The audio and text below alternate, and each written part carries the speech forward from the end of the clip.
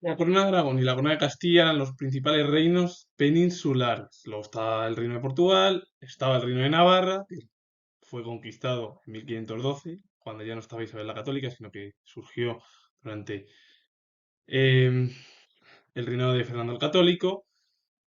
Y bueno, también la regencia final de Cisneros, Fernando el Católico, y bueno, todo ello porque, claro, como Juana, que la apodaron la loca, pues, no tuvo la capacidad para gobernar, la hija de los reyes católicos. También estaba el último ya, el reino nazarí de Granada, el último bastión andalusí, todo ello. Y bueno, pues la corona de Aragón y la corona de Castilla tuvieron diferencias políticas, aunque en la economía era igual, muy parecida. También la política era totalmente diferente. Mientras que en el reino castellano era la monarquía autoritaria absolutista, el reino aragonés era las limitaciones de los monarcas. Que era al final se podría llamar parlamentarismo británico.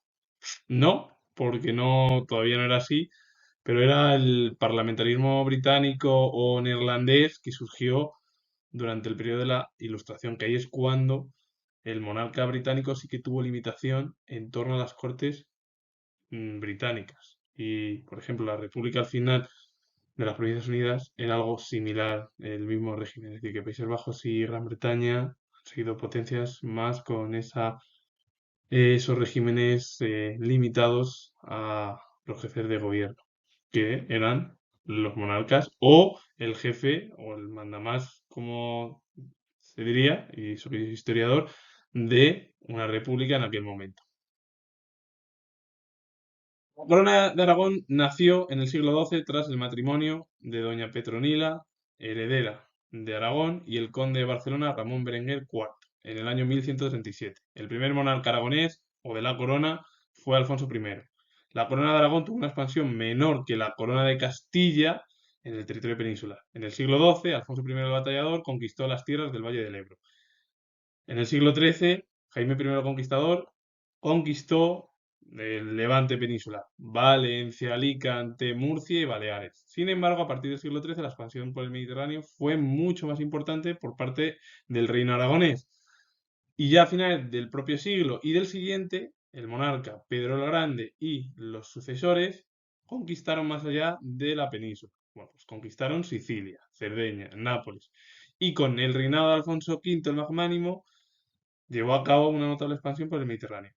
¿Cuándo se creó Aragón? O la corona aragonesa. La corona de Aragón. En el siglo XII. Por Petronila, doña Petronila, que era la heredera de Aragón, junto con el matrimonio del conde de Barcelona, Ramón Berenguer IV, en 1137. El primer monarca aragonés fue Alfonso I, que realizó la expansión por, bueno, por la zona del Mediterráneo. Hay que decir que la expansión aragonesa, comparada con la castellana, fue menor. Pero ya Alfonso I el Batallador, como he dicho, conquistó tierras del Ebro. Es decir, ya comenzó ya la parte del Mediterráneo. Jaime I el Conquistador, en el siglo XIII, conquistó el Levante peninsular, que es Valencia, Alicante, Murcia y Baleares. Archipiélago Balear.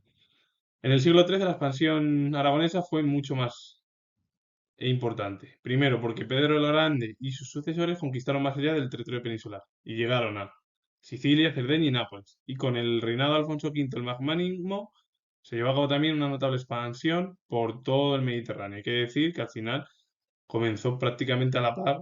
Las conquistas pues, prácticamente venían coincidiendo tras el nacimiento de los reinos cristianos, allá por el siglo VIII, cuando al Andaluz no llegó bueno, cuando al-Ándalus quedó paralizada en el norte peninsular. La corona de Aragón estaba compuesta por los condados catalanes y los reinos de Aragón, Valencia y Mallorca. Cada territorio mantuvo sus propias instituciones y costumbres que los monarcas se comprometían a respetar.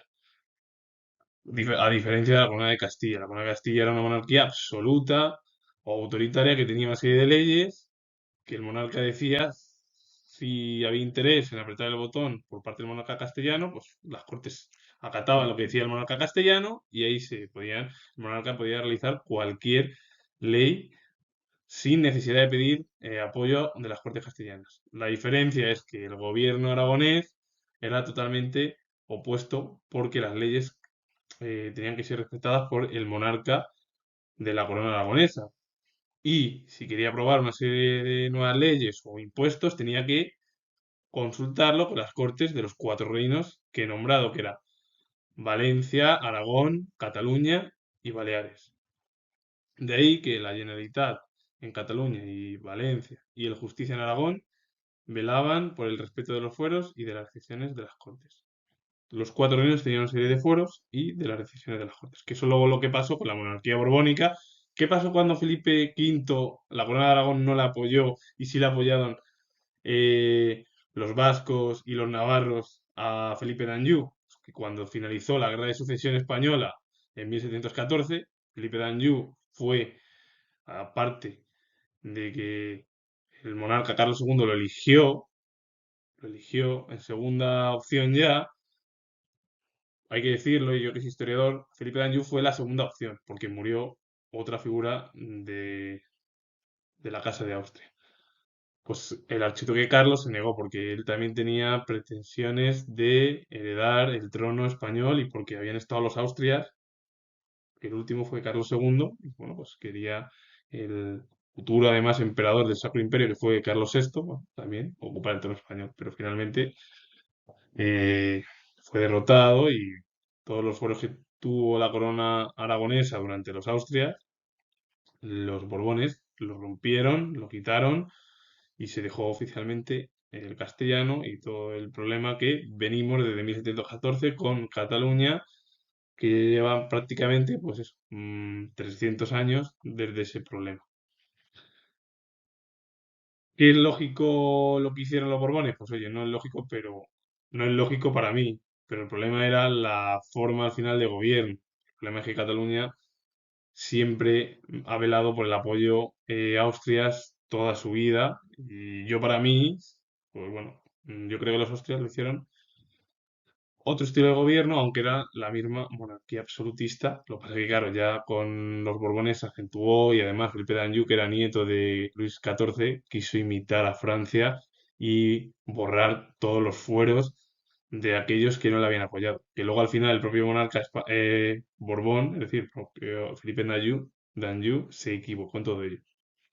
Esta es mi opinión de lo que es. Y como estamos hablando de las Cortes, pues esto es lo que viene justo después de la Guerra de Sucesión Española, que fue ya hace 300 años. La mayoría de la población vivía de la actividad agrícola. Sin embargo, la Corona de Aragón mantenía fluidos contactos comerciales con muchos países. Los mercaderes catalanes, valencianos y mallorquines contaban con las delegaciones o consulados en numerosas ciudades europeas, asiáticas y africanas. Es verdad que lo positivo era pues, los contactos comerciales con el resto de Europa y también y otras zonas del mundo. En las grandes ciudades como Barcelona, Valencia y Palma de Mallorca se crearon unos magistrados, los cónsules del mar, que juzgaban las causas relativas de la navegación y el comercio. Era al final como una especie de vigilantes a propuesta del monarca y sobre todo también de los virreyes aragoneses para vigilar la zona de qué es lo que entraba o lo que no, o lo que se enviaba en los puertos de la Corona de Aragón, ya fuera o a territorio peninsular o que normalmente no era territorio peninsular porque eso se hacía de otra manera, más era pues fuera de toda la península. Al final era el control más o menos de la actividad comercial y eh, aduanera, que es eso, qué es lo que entra o qué es lo que no, del comercio, como pasa hoy en día con las aduanas. Hoy en día hay países que se tienen aduanas, hay otros que, por ejemplo, Europa, como está unida prácticamente toda, es mucho más factible enviar un paquete cerca de a lo mejor de todo el continente europeo, porque llegue, por ejemplo, de España a Francia o de Alemania a España o viceversa, me da igual, que antes, en la cual había una serie de jefes, que eran los cónsules del mar, que eran como una especie de ministros, que los nombraban, pues, el ejemplo como es España, la Corona de Castilla, la Corona de Aragón, que eran nombrados por las figuras que mandaban, que eran los gobernantes y sobre todo eran los virreyes que tenían con el consenso de los monarcas de Aragón. 5 reinos había en territorio peninsular en el siglo XV y fueron la corona de Castilla, la corona de Aragón, los más importantes, el reino de Navarra, que quedó absorbido en 1512, el reino de Portugal, que se independizó de Castilla, y el reino de Granada, el último bastión andalusí. La corona de Aragón se produjo la muerte de Martín I en 1410, que no tuvo descendencia, dejó vacante el trono aragonés y a partir de ahí, en 1412, se reunieron en Casper 9 compromisarios, 3 por cada reino que formaba la corona de Aragón, que es Aragón, Cataluña y Valencia, y nombraron a Fernando de Antequera, Fernando I de Aragón, que pertenecía a la dinastía Trastámara, que un siglo antes o el siglo anterior ya estaba en el trono castellano. Hay que decir que Fernando de Antequera es el abuelo de, eh, de Fernando el Católico, Fernando II de Aragón, Fernando el Católico.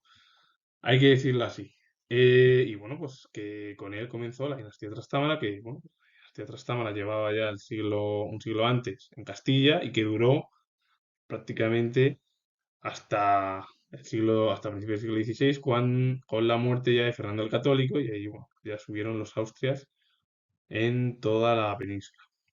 Decir que al final quien luego heredó todo ello fue Alfonso V de Aragón, con él también se expandió rápidamente también por el territorio peninsular, y luego, bueno, pues estuvo Juan II de Aragón, fue el padre, todo ello, bueno, pues, y ya, bueno, la historia reciente de la unión dinástica, la unidad dinástica entre Isabel y Fernando, que es lo que propició lo que hoy en día conocemos como España, aunque eran gobiernos diferentes. Ya lo he visto aquí, bueno, ya lo he explicado aquí, que el gobierno de Aragonés y el gobierno castellano, las leyes eran totalmente diferentes. Una ley, leyes autoritarias, todo bajo control del monarca castellano. En Aragón todo lo contrario, si quería llevar a cabo una ley tenía que hablar con los 4